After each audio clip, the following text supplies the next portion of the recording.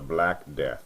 This is a dramatic portrayal based on the Black Death in Egypt and England, a comparative study, a secondary source about the Black Death, written by Stuart J. Borsch.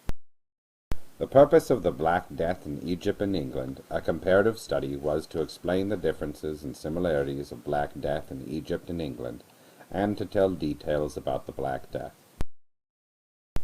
A ship arrived in Alexandria. Aboard it were 32 merchants and a total of 300 people, among them traders and slaves. Nearly all of them have died. There was no one alive on the ship save for 4 traders, 1 slave, and about 40 sailors. These 45 survivors soon died in Alexandria. These empty ships would wash up in ports when the crew was contaminated with the Black Death and then would be spread to the mainland. The plague, Yersinia pestis, was said to be spread by rats, but as you know, it was fleas that actually spread it. The bacterium would spread throughout rat communities and would then get passed on to the fleas that fed on them. The pathogen blocked up the flea's esophagus, so when it tried to feed on a human, it regurgitated massive amounts of plague into the human host. This was the first type, the bubonic plague. This kind comes from a flea bite and cannot be spread from person to person directly.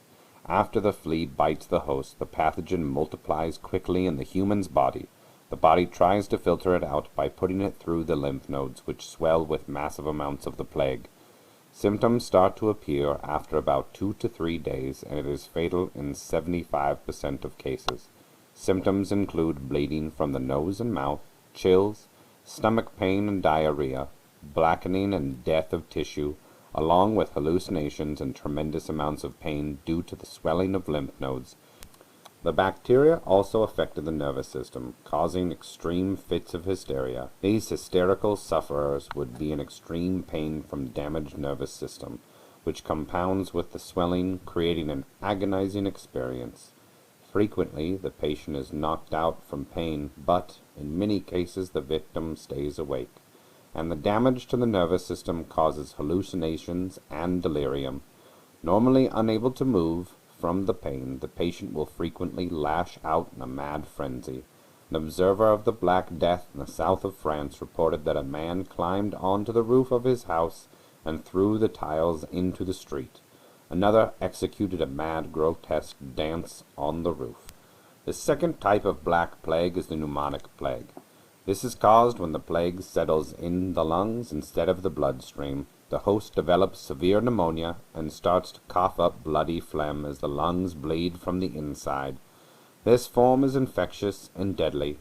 While death from asphyxiation occurs within 2 to 4 days, the cough can infest a household in a matter of minutes. The deadliest and rarest form is the septicemic plague, which is when the plague ignores the lymphatic system and goes into the bloodstream directly. It is always fatal, and death occurs within hours.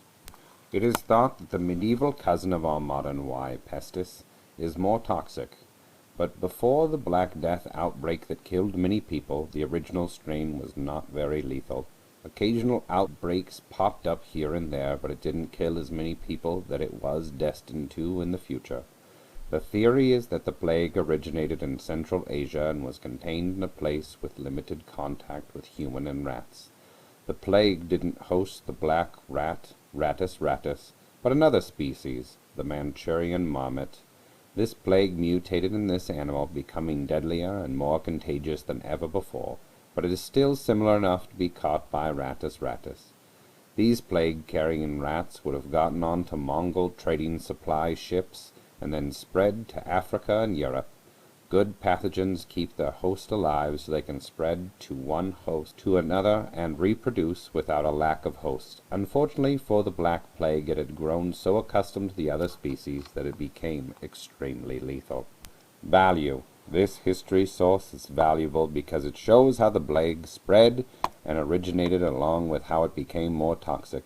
Its greatest strength is that its culmination of multiple sources clumped together to make a source with rich detail and expert advice.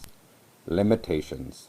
It is a secondary source, so it doesn't have first-hand experiences. It is also a research paper, so there will be more facts and no emotional standpoints. The biggest strength is also the biggest flaw. Due to the source having a multitude of sources, the author would have put his own spin on each one so that the data will be slightly warped. Thank you for listening. Kitten Sprinkles.